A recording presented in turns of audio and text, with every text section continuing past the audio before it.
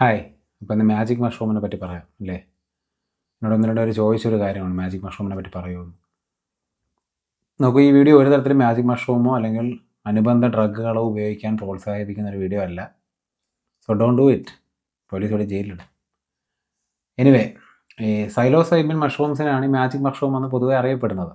അതൊരു category of മഷ്റൂമാണ്. നമ്മുടെ നാട്ടിൽ കഴിക്കാൻ പറ്റുന്ന കൂണുകളും വിഷക്കൂണുകളും ഉണ്ട്.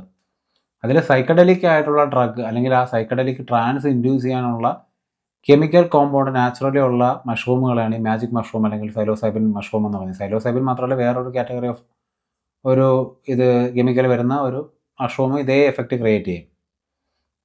ഇപ്പം നമ്മുടെ നാട് പറയുകയാണെങ്കിൽ എനിക്ക് സൗത്ത് ഇന്ത്യയാണ് എനിക്കറിയാമെന്നുള്ളത്. സൗത്ത് ഇന്ത്യയിലെ ഹൈ റേഞ്ചുകളിൽ എസ്പെഷ്യലി മൂന്നാറിലും കൊടൈക്കനാൽ പോലുള്ള സ്ഥലങ്ങളിലാണ് ഇത് വളരെ വ്യാപകമായി അവൈലബിൾ ആയിട്ടുള്ളത്.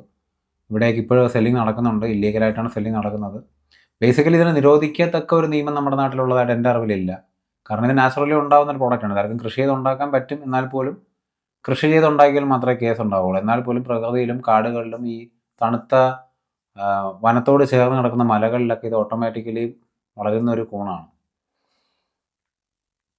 ഈ കൂണ് ഈ അടുത്ത കാലത്ത് എനിക്ക് നമ്മൾ ഈ ചാർലി എന്നുള്ള സിനിമയിൽ ദുൽഖർ സൽമാൻ ഇതിനെപ്പറ്റി പരാമർശിക്കുമ്പോഴാണ് കേരളത്തിൽ പൊതുവേ ഇതിനെപ്പറ്റി ഒരു ജ്ഞാനവും ട്രെൻഡൊക്കെ ഉണ്ടാകുന്നത്.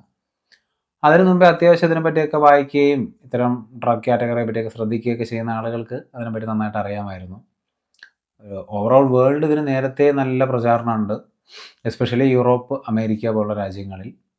അവിടെ പല രാജ്യങ്ങളിൽ ഇതൊന്ന് ലീഗലാണ്.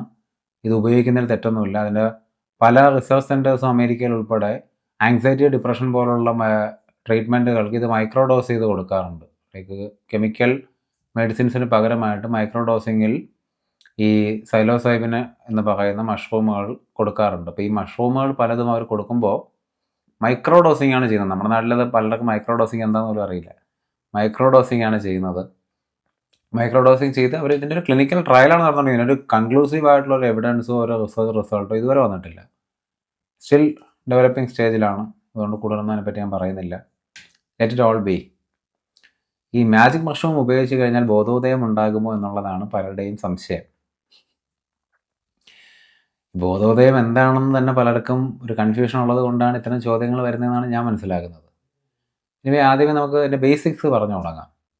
ഒന്നാമത് ഒരു 3000 BC 3100 കാലഘട്ടത്തിൽ എൻ്റയർ ഭൂമിയിൽ ഒരു കോൺഷ്യസ്നസ് ഷിഫ്റ്റ് ഉണ്ടായിട്ടുണ്ടായിരുന്നു. ഇപ്പോൾ പറഞ്ഞ ഏകദേശം ഒരു 5100 വർഷം മുമ്പ് നടന്നൊരു സംഭവമാണ് ഞാൻ പറയുന്നത്. അപ്പം ലോകത്തിൻ്റെ വിവിധ ഭാഗങ്ങളിലായിട്ട് ഇന്നത്തെ കാണുന്ന എർബൺ മോഡൽ സിവിലൈസേഷനുകളും എഴുത്തുകുത്തുകളും ഒക്കെ ഉണ്ടാകുന്നൊരു കാലഘട്ടമാണ് ഈ 5000 വർഷം മുമ്പ്. അപ്പം അന്ന് സഡനായിട്ടൊരു കോൺഷ്യസ്നസ് ഷിഫ്റ്റ് എങ്ങനെയാണ് എല്ലാ ജനങ്ങളിലും പരസ്പരം ഒരു കോൺടാക്റ്റും ഇല്ലാതെ നടന്ന സിവിലൈസേഷനിലൊക്കെ ഉണ്ടായതെന്നൊരു ചോദ്യം ഇപ്പോഴും സയൻസിനെ കൺഫ്യൂസ് ചെയ്യുന്നൊരു ചോദ്യമാണ്. അതിലൊരു പ്രോപ്പർ ഉത്തരം ഇതുവരെ നമ്മുടെ ആർക്കിയോളജിസ്റ്റിനാണോ നമ്മുടെ സയൻറ്റിഫിക് റിസർച്ചുകൾക്കോ ഒന്നും കണ്ടെത്താൻ പറ്റിയിട്ടില്ല. സോ അതിന് പല ആളുകളും പറയുന്ന ഒരു റീസൺ, അതായത് ഈ മാജിക് മഷ്റൂം കഴിച്ചപ്പോഴത്തേക്കും ചില ആളുകൾക്ക് ഭയങ്കര ബോധോദയം ഉണ്ടായി, അതുകൊണ്ടാണ് ഈ കോൺഷ്യസ്നസ് ചേഞ്ചൊക്കെ ഉണ്ടായെന്ന് പലരും പരാമർശിക്കുന്നുണ്ട്. അതൊരു വലിയൊരു കോൺസ്പിറസി തിയറിയാണ്. ഞാനത് വിശ്വസിക്കുന്നില്ല. കാരണം ഈ 5000 വർഷം മുമ്പല്ല, അതിനും കാലങ്ങൾക്ക് മുമ്പേ ഈ മാജിക് മഷ്റൂം ഇവിടെ എക്സിസ്റ്റ് ചെയ്യുന്നുണ്ട്. മാജിക് മഷ്റൂം മാത്രമല്ല, സൈക്കഡലിക് ട്രാൻസുകൾ ഇൻഡ്യൂസ് ചെയ്യാൻ പറ്റുന്ന പല വസ്തുക്കളും പ്രകൃതിയിലുണ്ട്. ഗോത്രവർഗ്ഗകാലം മുതലേ ഏകദേശം ഒരു എനിക്ക് തോന്നുന്നു 40,000 വർഷം മുമ്പെന്ന് പറയും. 40,000 വർഷം മുമ്പ് തന്നെ മനുഷ്യനത് ഉപയോഗിച്ചിരുന്നു എന്നുള്ളതിന് തെളിവ് നമ്മുടെ കയ്യിലുണ്ട്. ആർക്കിയോളജിക്കൽ തെളിവുകളുണ്ട്. ഇപ്പോൾ ഒരു കോൺഷ്യസ്നസ് ഷിഫ്റ്റ് സംഭവിക്കണമെങ്കിൽ അന്നേ സംഭവിക്കണമായിരുന്നു. ഇപ്പോൾ ഒരു എൻറ്റയറിറ്റിയിൽ ഈ ഒരു ഷിഫ്റ്റ് സംഭവിച്ചത് ഈ മാജിക് മഷ്റൂം ഇപ്പോൾ റീസെൻ്റ് 5000 വർഷം മുമ്പ് സംഭവിച്ചു അങ്ങനെ ഞാൻ വിചാരിക്കുന്നില്ല. ഇനി വേറൊരു കോൺസ്പിറസി തിയറി ഉണ്ട്. ഈ വേറൊരു കോൺസ്പിറസി തിയറി എന്താണെന്ന് വെച്ച് കഴിഞ്ഞാൽ ഹോമോസാപ്പിയൻസ്, ഇന്ന് നമ്മൾ അറിയപ്പെടുന്ന മനുഷ്യവർഗ്ഗമാണ് ഹോമോസാപ്പിയൻസ്. മനുഷ്യവർഗ്ഗം ഒന്നല്ല ഉണ്ടായിരുന്നത്. ഞാനിപ്പോൾ പറയുമ്പോൾ പലർക്കും കൺഫ്യൂഷൻ ഉണ്ടാകുമെന്ന് എനിക്കറിയില്ല. 4-5 തരം മനുഷ്യവർഗ്ഗങ്ങൾ ഭൂമിയിലുണ്ടായിരുന്നു. ഇപ്പോൾ പട്ടികളിൽ തന്നെ പല ഇനം ഉള്ളതുപോലെ, പൂച്ചകളിൽ പല ഇനം ഉള്ളതുപോലെ മനുഷ്യനിൽ തന്നെ 4-5 ഇനം ഉണ്ടായിരുന്നു. നമ്മളിപ്പോൾ കളർ വെച്ചാണ് മനുഷ്യനെ പലരും തിരിച്ചറിയുന്നത്. ലൈക്ക് ഇപ്പോൾ ആഫ്രിക്കക്കാരെ, അമേരിക്കക്കാരെ, ഇപ്പോൾ സായിപ്പ്, അല്ലെങ്കിൽ കറുത്ത വർഗ്ഗക്കാരൻ, അല്ലെങ്കിൽ ഇന്ത്യക്കാരൻ, ബ്രൗൺ കളർക്കാരൻ എന്നൊക്കെ പറഞ്ഞ് നമ്മൾ വേർതിരിക്കുന്നത് നിറം വെച്ചിട്ടാണ്. പക്ഷേ ഈ നിറത്തിൻ്റെ വ്യത്യാസത്തെ പറ്റിയല്ല ഞാൻ പറയുന്നത്. നിങ്ങൾക്ക് തന്നെ അറിയാം, പട്ടിയിൽ തന്നെ പല ഇനത്തിലും പല നിറത്തിലും. ഇപ്പോൾ നാടൻ പട്ടിയിൽ തന്നെ പല നിറമുണ്ട്. മറ്റേ ഇപ്പോൾ ഗോൾഡൻ റിട്രീവറിൽ തന്നെ ലാബ്രഡോർ, ആ റിട്രീവർ ഇനത്തിൽ തന്നെ വരുന്നത് പല നിറത്തിലുണ്ട്. അതുപോലെ ഇപ്പോൾ ഒരു എണ്ണത്തിൽപ്പെട്ട പല നിറങ്ങളിലാണ് നമ്മളിപ്പോൾ മനുഷ്യനെ കാണുന്നത്. ശരിക്കും ഇതെല്ലാം ഒരു ഇനത്തിൽപ്പെട്ട മനുഷ്യരാണ്. നമ്മൾ ഹോമോസാപ്പിയൻസ് എന്ന് പറയുന്ന ഒരു ഇനത്തിൽപ്പെട്ട മനുഷ്യരാണ്. ഒരുപാട് വർഷങ്ങൾക്ക് മുമ്പ് ഇവിടെ, അതായത് ആയിരക്കണക്കിന് വർഷം മുമ്പത്തെ കാര്യമാണ് പറയുന്നത്, ഇവിടെ പല ഇനത്തിൽപ്പെട്ട മനുഷ്യവർഗ്ഗങ്ങൾ ഉണ്ടായിരുന്നു. ഇപ്പോൾ നിയാൻഡർതാൽസ് പോലുള്ള അന്ന് ജീവിച്ചിരുന്ന പല ഇനത്തിലുള്ള മനുഷ്യവർഗ്ഗങ്ങൾ ഉണ്ടായിരുന്നു. ഈ ഹോമോസാപ്പിയൻസ് തന്നെ അവരുമായിട്ടൊക്കെ ലൈംഗികതയിൽ ഏർപ്പെട്ടെന്നും അതുകൊണ്ട് ഈ പറയുന്ന നിയാൻഡർതാൽസിൻ്റെ ഉൾപ്പെടെയുള്ള DNA ട്രേസുകൾ നമ്മുടെ ശരീരത്തിൽ ഉൾപ്പെടെ ഉണ്ട് എന്ന് ഇപ്പോൾ റീസെൻറ്റ് റിസർച്ചുകളൊക്കെ പറയുന്നുണ്ട്. അതിൻ്റെ ആധികാരികതയെ പറ്റി എനിക്കറിയില്ല, ഞാൻ അടുത്തിടയ്ക്ക് ഒരു ന്യൂസിൽ കണ്ടതാണ്. എനിവേ, അപ്പോൾ പിന്നീട് ഈ ചോദ്യം പോകുന്നത് ഈ ബോധം, അവയർനെസ് എന്ന് പറയുന്ന ഈ അവയർനെസ് ആദ്യമായിട്ട്, അതായത് സെൽഫ് അവയർനെസ് എന്ന് പറയുന്ന കാര്യം, ഞാനെന്ന് പറയുന്ന അവയർനെസ് ആദ്യമായിട്ട് മനുഷ്യൻ ഉണ്ടാക്കി തന്നത് ഈ സൈലോസൈബിൻ ആണെന്നും അല്ലെങ്കിൽ മാജിക് മഷ്റൂം ആണെന്നും ഒരു കൺസ്പിറസി തിയറി വേറെ ഉണ്ട്. അത് ഈ 5000 വർഷം മുമ്പത്തെ കാര്യമല്ല പറയുന്ന, ആയിരക്കണക്കിന് വർഷം, ഏകദേശം 1 ലക്ഷം പറയും, എനിക്ക് 2 ലക്ഷം വർഷം മുമ്പാണ് മനുഷ്യൻ ഇവിടെ ഇന്ന് കാണുന്ന ഒരു പരുവത്തിലേക്കൊക്കെ എത്തുന്നത് ഭൂമിയിൽ. അന്ന് മുതലേ ഈ സാധാരണ മൃഗങ്ങളിൽ നിന്ന് മനുഷ്യന് ബോധം അല്ലെങ്കിൽ സെൽഫ് അവയർനെസ് എന്ന് പറയുന്ന ഒരു ഒരു ബോധത്തിൻ്റെ ഉയർന്ന തലം സമ്മാനിച്ചത് ചില ഡ്രഗുകളാണ്, അല്ലെങ്കിൽ ഇതുപോലുള്ള മാജിക് മഷ്റൂം പോലെ പ്രകൃതിയിൽ കാണുന്ന ചില സൈക്കഡലിക്സ് ആണെന്നൊരു കൺസ്പിറസി തിയറി ഇന്ന് നിലനിൽക്കുന്നുണ്ട്. സത്യം പറഞ്ഞു കഴിഞ്ഞാൽ അതിനെ പ്യുവറായിട്ട് തള്ളിക്കളയാൻ എനിക്കും പറ്റില്ല, കാരണം അതിന് പ്യുവർ തെളിവുകളൊന്നും എൻ്റെ കയ്യിലുമില്ല.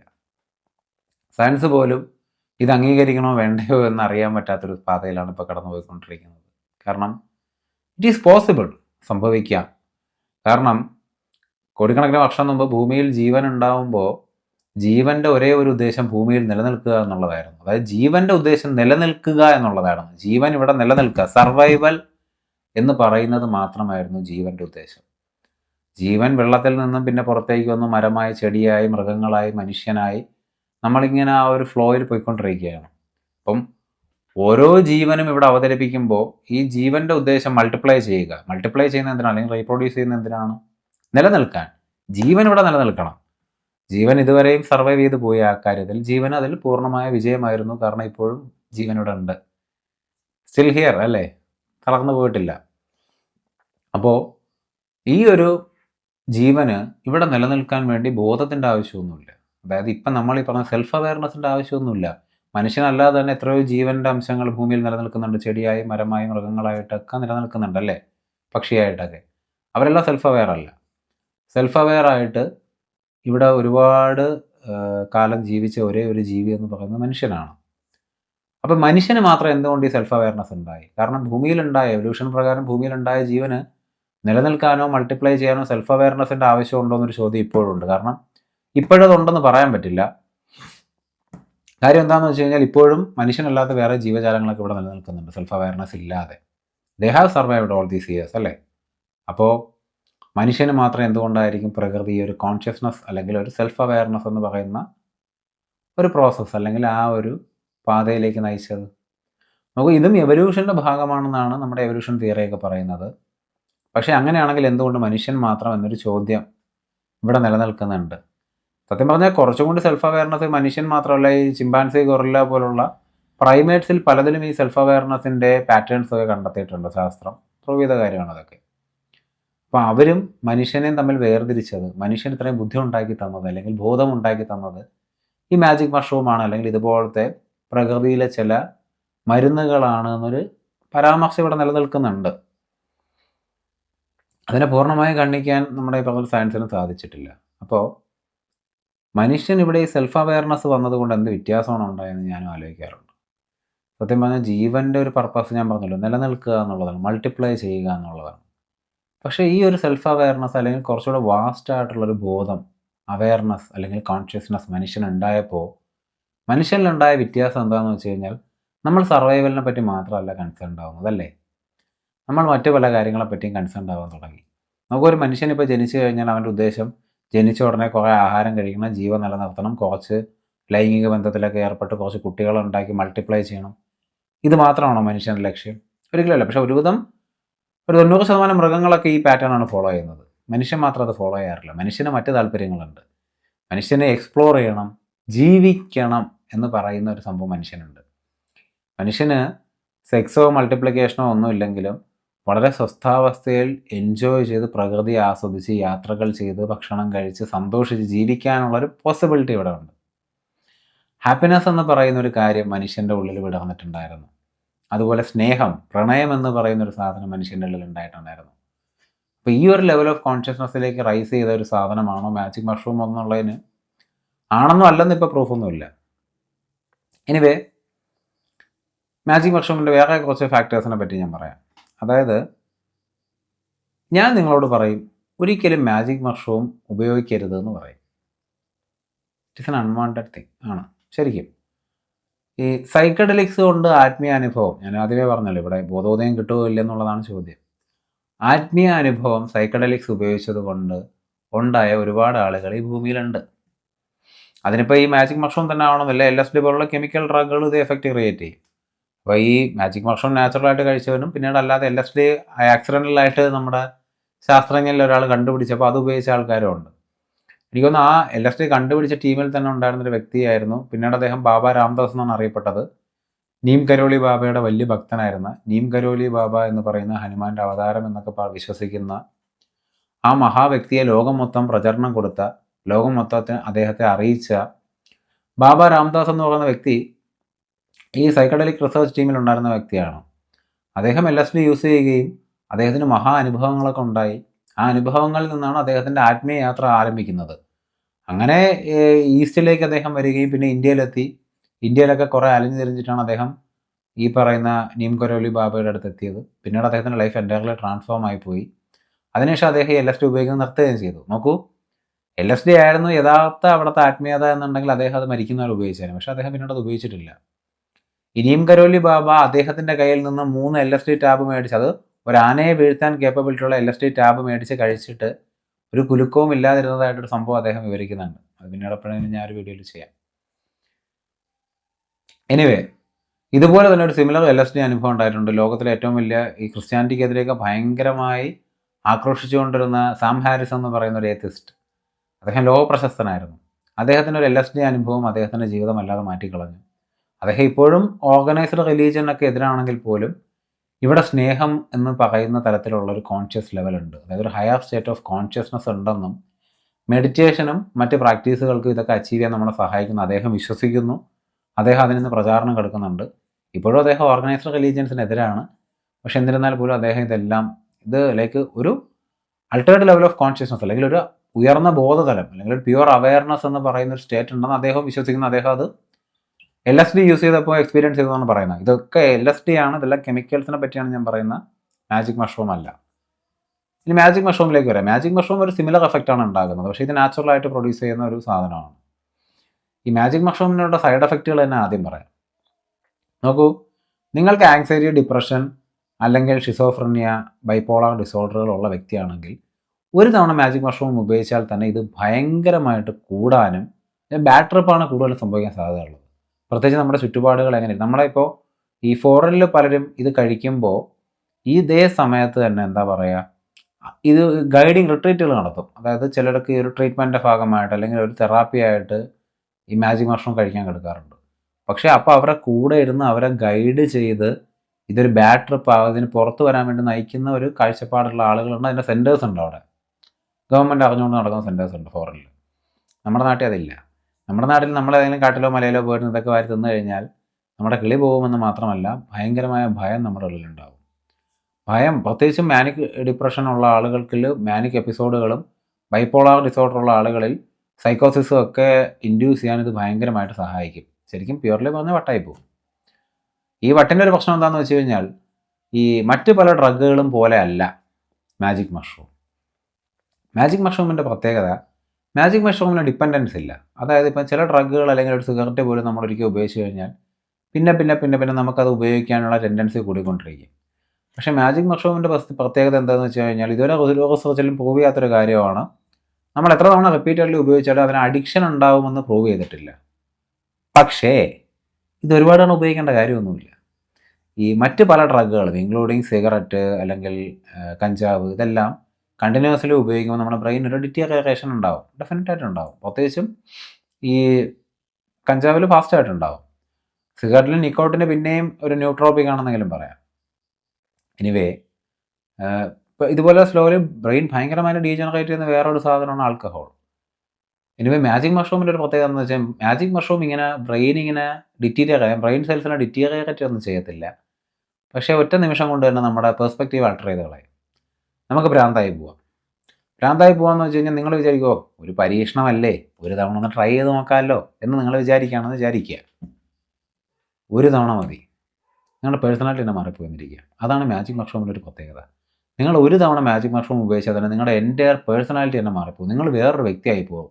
നിങ്ങൾ എൻ്റയർലി ഡീപേഴ്സണലൈസ് ചെയ്ത് പോകുമെന്ന് വിചാരിക്കുമ്പോൾ നിങ്ങൾ വിചാരിക്കും സ്വയം എൻ്റെ ഉള്ളിലുള്ള ഞാനെന്ന് പറയുന്ന ഭാവമൊക്കെ അലിഞ്ഞു ചേർന്ന് ഞാൻ ബ്രഹ്മത്തിലേക്ക് അലിയുമെന്നൊന്നും നിങ്ങൾ വിചാരിക്കേണ്ട.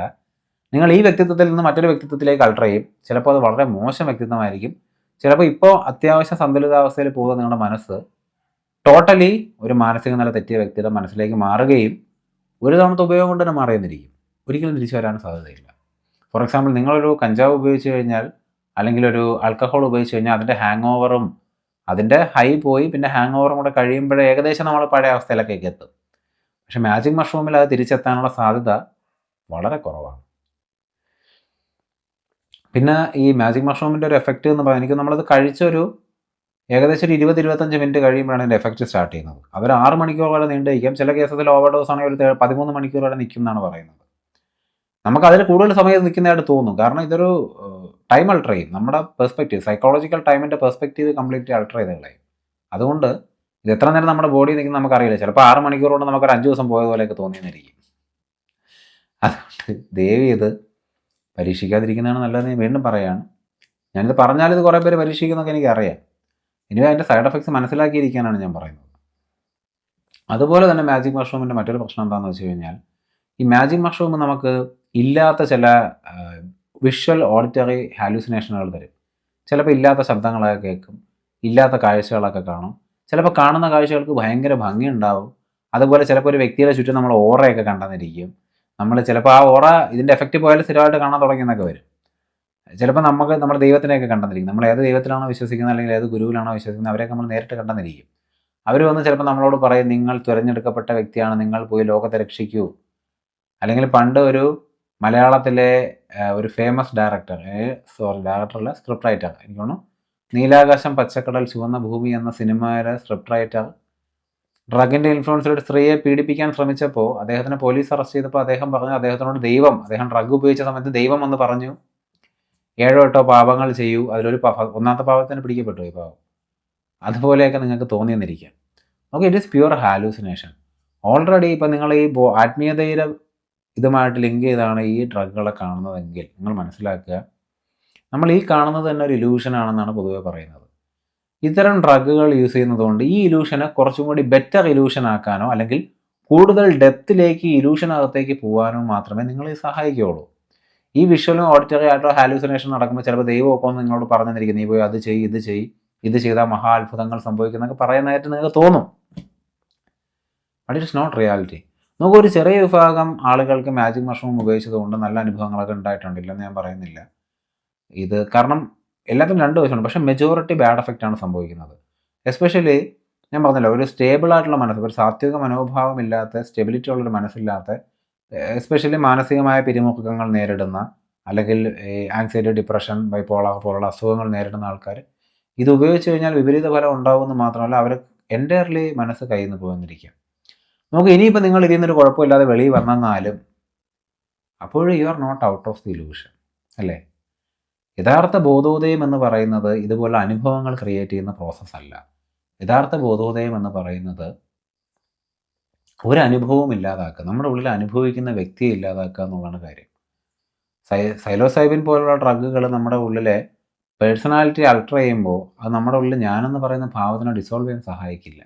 അത് ഈ പേഴ്സണാലിറ്റിയിൽ നിന്ന് മറ്റൊരു പേഴ്സണാലിറ്റിയോട്ട് മാറ്റും. ചിലപ്പോൾ ഒരു ബെറ്റർ പേഴ്സണാലിറ്റിയോട്ട് മാറ്റും, ചിലപ്പോൾ വളരെ മോശം പേഴ്സണാലിറ്റിയോട്ട് മാറ്റും. ഒരു ആങ്സൈറ്റി ഇല്ലാത്തൊരു വ്യക്തി ചിലപ്പോൾ ഒരു തവണ ഇത് ഉപയോഗിച്ച് കഴിഞ്ഞാൽ പിന്നെ ജീവിതകാലം മുഴുവൻ ആങ്സൈറ്റിയിൽ പേടിച്ച് ജീവിക്കേണ്ടി വരും. അങ്ങനെയൊക്കെ സംഭവിച്ചിട്ടുണ്ട്. പോരാത്തന്നെ നമ്മുടെ നാട്ടിൽ ഇത് ഉപയോഗിക്കുന്ന ആളുകൾക്ക് ഇതിൻ്റെ ഒരു പ്രോപ്പർ ഡോസിങ്ങിനെ പറ്റി യാതൊരു ധാരണയില്ല. ഫോറിനിൽ പോലും ഇത് ഓവറായിട്ട് യൂസ് ചെയ്യുന്നത്, അല്ലെങ്കിൽ ഒരു ടൈം തന്നെ ഒരു 3-2 കഴിക്കുന്നത് ഭയങ്കര ഡേഞ്ചറായിട്ടാണ് ഇതിനെപ്പറ്റി റിസർച്ച് നടത്തുന്ന ആൾക്കാരാണ് പറയുന്നത്. അവരിത് ആളുകളിൽ ടെസ്റ്റ് ചെയ്യുമ്പോൾ പോലും മൈക്രോ ഡോസിംഗ് ആണ് കൊടുക്കുന്നത്. കാരണം സൈലോസൈബിൻ എങ്ങനെ പോയാലും ഒരു കെമിക്കലാണ്. ആ ഒരു കെമിക്കൽ നമ്മൾ കഴിക്കുന്ന പല സൈക്കാട്രിക് മെഡിസിനുകളും കെമിക്കൽസാണ്. സോ ആ ഒരു കെമിക്കലിൻ്റെ മൈനർ എഫക്റ്റ് എടുക്കാൻ വേണ്ടിയിട്ടാണ്. ചിലപ്പോൾ താങ്ങാത്ത ഒരു ഡോസ് നമ്മളെ ഉള്ളിലേക്ക് എടുത്തു കഴിഞ്ഞാൽ പ്രത്യേകിച്ച് നമുക്ക് എന്ത് കാര്യത്തിലാണോ പേടിയുള്ളത് അതൊക്കെ നമുക്ക് ഉണ്ടായെന്നിരിക്കും. അതായത് ഇപ്പോൾ പ്രേതത്തിന് പേടിയുള്ള ഒരാൾ, അയാൾക്ക് കൊച്ചിലെ കഥകളും മറ്റുമൊക്കെ കേട്ടാണ് പേടികളുള്ളത്, അയാൾ ഒരിക്കലും പ്രേതത്തിനൊന്നും കണ്ടിട്ടില്ല. പക്ഷേ ഈ മാജിക് മഷ്റൂം എടുക്കുമ്പോഴത്തേക്കും പിന്നീട് അയാൾ ചുറ്റും എങ്ങോട്ട് നോക്കിയാലും പ്രേതത്തിനെ മാത്രമേ കണ്ടെന്നിരിക്കും. അപ്പം അങ്ങനെ ഒരുപാട് പ്രശ്നങ്ങളുണ്ട്. പോരാത്തതിന് ഇതിൻ്റെ ഒറിജിനൽ ക്വാളിറ്റി ഉള്ള സാധനം ഐഡൻറ്റിഫൈ ചെയ്യാതെ ഈ മാജിക് മഷ്റൂം ആണെന്ന് കരുതി വിഷക്കൂണുകൾ കഴിച്ച് ഒരുപാട് പേര് മരിക്കപ്പെട്ടിട്ടുണ്ട്. കേരളത്തിലും മരിച്ചിട്ടുണ്ട്, കൊടൈക്കനാലിൽ, ഇന്ത്യയിൽ തന്നെ ഒരുപാട് സംഭവങ്ങൾ ഉണ്ടായിട്ടുണ്ട്. ഇന്ത്യയിൽ ഇപ്പോൾ സൈലോസൈബിളിന് ഒരു ബെറ്റർ റിസർച്ചിനുള്ള ഒരു മൂവ്മെൻറ്റ് നടക്കുന്നതായിട്ട് ഞാൻ അറിയുന്നുണ്ട്. അവർ റിസർച്ച് ചെയ്യട്ടെ, ഇതുകൊണ്ട് എന്തെങ്കിലും ബെനിഫിറ്റ് ഉണ്ടാകുന്നുണ്ടെങ്കിൽ ഉണ്ടാവട്ടെ. പക്ഷേ എനിക്ക് അപ്പോഴും ഇപ്പോഴും നിങ്ങളോട് പറയാനുണ്ട്, ബോധോദയത്തിന് വേണ്ടിയുള്ള യാത്രയ്ക്ക് ഇത് നിങ്ങളെ സഹായിക്കില്ല. ചിലപ്പോൾ ചെറിയ അനുഭവങ്ങളൊക്കെ ക്രിയേറ്റ് ചെയ്യും. ചിലപ്പോൾ ആ അനുഭവം കൊണ്ട്, ഇപ്പം ബാബ രാംദാസിൻ്റെ കാര്യം പറഞ്ഞാൽ, ഈ അനുഭവം കൊണ്ട് നിങ്ങൾ വേറൊരു ഗുരുവിൻ്റെ അടുത്ത് എത്തുകയും അല്ലെങ്കിൽ ആത്മീയ പാതയിലെത്തുകയും അവിടെ നിന്ന് നിങ്ങൾ രക്ഷപ്പെട്ടെന്നിരിക്കുക. പക്ഷെ അപ്പോഴും നിങ്ങൾ മനസ്സിലാക്കുക, അത് ഈ ഡ്രഗ് കൊണ്ടല്ല സംഭവിക്കുന്നത്. അതാണ് പോയിന്റ്. ഡ്രഗ് കൊണ്ടായിരുന്നെങ്കിൽ ആ ഡ്രഗ് എല്ലാ കാലത്തും ബാബ രാംദാസിനെ പോലുള്ള ആളുകളൊക്കെ ഉപയോഗിച്ചേനെ. അതുപോലെ തന്നെ ഈ ആത്മീയ അനുഭവങ്ങൾ കിട്ടാൻ വേണ്ടി മനുഷ്യൻ ഭയങ്കര ഒരു വെപ്രാളത്തിലാണ്. അതിനുവേണ്ടി നമ്മൾ എന്തും ചെയ്യാൻ തയ്യാറാണ്. പക്ഷെ അനുഭവമല്ല, അനുഭവമില്ലാത്ത അവസ്ഥയാണ് വേണ്ടതെന്ന് പറഞ്ഞാൽ ആരും അംഗീകരിക്കാൻ തയ്യാറല്ല. കാരണം നമ്മളെപ്പോഴും എൻ്റർടൈൻഡ് ആയിക്കൊണ്ടിരിക്കുന്ന ആളുകളാണ്. നമുക്ക് വീണ്ടും എൻ്റർടൈൻമെൻറ്റ് വേണം, നമുക്ക് ആത്മീയ എൻ്റർടൈൻമെൻറ്റ് വേണം. പണ്ട് നമുക്ക് വേറെ എൻ്റർടൈൻമെൻറ്റ് വേണമായിരുന്നു, ഇപ്പം നമുക്ക് ആത്മീയപരമായ എൻ്റർടൈൻമെൻറ്റ് വേണം, അല്ലേ? അത് കൂടുതൽ നന്നായി തരാൻ കഴിയുന്ന ആളുകളെ നമ്മൾ ഫോളോ ചെയ്യും, അവരുടെ അടുത്തുനിന്ന് അവർ പറയുന്ന കാര്യങ്ങളൊക്കെ ചെയ്യാൻ നമ്മൾ തയ്യാറായിരിക്കുകയും ചെയ്യും. സോ എനിക്ക് ബേസിക്കലി നിങ്ങളോട് പറയാനുള്ള ഡോണ്ട് ഡൂ ഇറ്റ് എന്നാണ്. ഒരു ബോധോദയം അല്ലെങ്കിൽ ഒരു ആത്മീയ യാത്രയ്ക്ക് വേണ്ടിയിട്ടുള്ളൊരു ടൂളല്ല, ഒരു ഈസി വേ അല്ല ഈ മാജിക് മഷ്റൂം എന്ന് പറയുന്നത്. ഒരു ഈസി വേ ആണ്. പെട്ടെന്ന് എന്തോ കാഴ്ചകളൊക്കെ കാണാൻ സാധിക്കും, പെട്ടെന്ന് ദൈവത്തിനെ കാണാൻ സാധിക്കും, പെട്ടെന്ന് നിങ്ങൾ ശുദ്ധബോധാവസ്ഥയിലേക്ക് എത്തും. അതൊരു ഈസി വേ ആണ്. മാജിക് മഷ്റൂം എന്നൊരു ഭയങ്കരമായ പ്രചാരണം ഇപ്പോൾ നടക്കുന്നതായിട്ട് ഞാൻ കാണുന്നുണ്ട്. Don't believe it. നിങ്ങൾക്ക് ഇപ്പോൾ ഒരു പ്രശ്നമില്ലാതിരിക്കുകയായിരിക്കും, ചിലപ്പോൾ ചെറിയ പ്രശ്നങ്ങളുണ്ടായിരിക്കും. പക്ഷെ ഒരു പ്രശ്നമില്ലാത്ത ഒരാൾക്ക് ചിലപ്പോൾ വീണ്ടും ഒരുപാട് പ്രശ്നങ്ങൾ ഉണ്ടാവുകയും, കുറച്ച് പ്രശ്നമുള്ള ആൾക്കാർക്ക് പിന്നെ പ്രശ്നങ്ങൾ മാത്രമായിട്ട് പോകുന്നൊരവസ്ഥയിലേക്ക് നമ്മൾ പോകേണ്ട കാര്യമില്ല. നോക്കൂ, നിങ്ങൾക്ക് യഥാർത്ഥ ആത്മീയ അനുഭവം വേണമെന്നുണ്ടെങ്കിൽ നിങ്ങളുടെ ഉള്ളിലേക്ക് നോക്കിയാൽ മാത്രം മതി. നിങ്ങൾക്ക് ഒരു ഗുരുവിൻ്റെയോ ഒരു ഡ്രഗിൻ്റെയോ, അതിന് മാജിക് മഷ്റൂം ആയാലും ശരി, ഇനി കെമിക്കൽ ഡ്രഗ്സ് ആയാലും ശരി, ഒന്നിൻ്റെ ആവശ്യമില്ല. നിങ്ങളുടെ ഉള്ളിലുണ്ട് യാഥാർത്ഥ്യം. അതിനൊരു ഗുരുവിൻ്റെ പോലും ആവശ്യമില്ല. യഥാർത്ഥ ഗുരു നിങ്ങളുടെ ഉള്ളിൽ തന്നെ ഉണ്ട്. You don't have to go out looking for it.